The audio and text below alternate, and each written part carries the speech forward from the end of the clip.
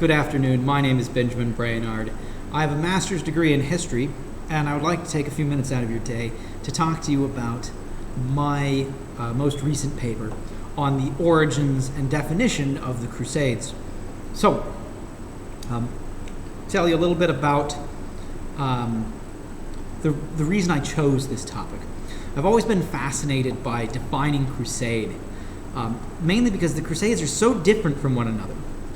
So the First Crusade, its makeup and composition is different from the Third Crusade, and the Third Crusade is entirely different from, say, the Albigensian Crusade or the Reconquista. So I figured, well, I want to write a paper that has a definition that explains these various crusades. So I said, I need to examine what led people to crusade. So I started looking at the motivations of crusade. And in the historiography of the origins of crusade, there were really two camps, theology and papal decrees. And those provided great explanation for the religious motivations.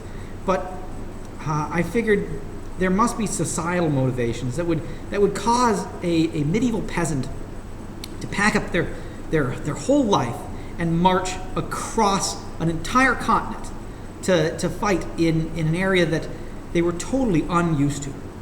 So my research questions focused on what were the motivations for crusade, particularly religious, political, socioeconomic, and militaristic.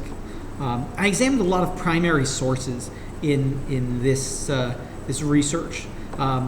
For militaristic, I looked at the Counts of Anjou. For economic, I looked at the tax grants of King Theodoric, and among others. There were a lot of primary sources when it came to taxation. Turns out, lots of records for where finances go during the Middle Ages.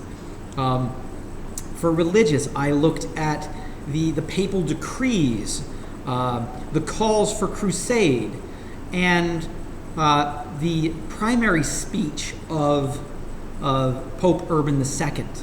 Then for political, I kind of had to read between the lines of the other sources, just to kind of get the perspective of what drove the politics of the church, of the aristocracy of France, and of the leadership of the Byzantines.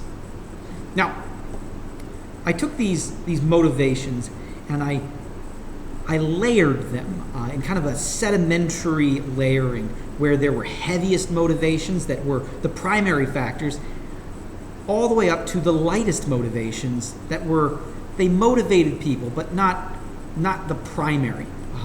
So I looked at religious as obviously the most pressing motivation for crusade, and then politics as the next greatest motivation, followed by, of course, economics and militaristic conditioning.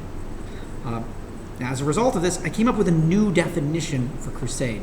And that definition, in essence, states that the Crusades were religious pilgrimages that guaranteed salvation and offered a method for social advancement, political domination of the church, and resulted in extreme violence against the perceived enemies of the church.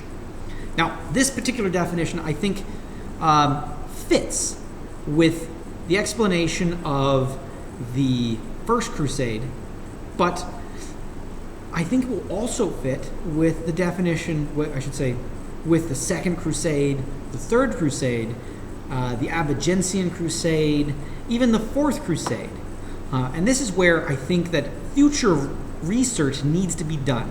It would be nice to write a paper on each of these crusades and how that crusade fulfills the definition that I have created.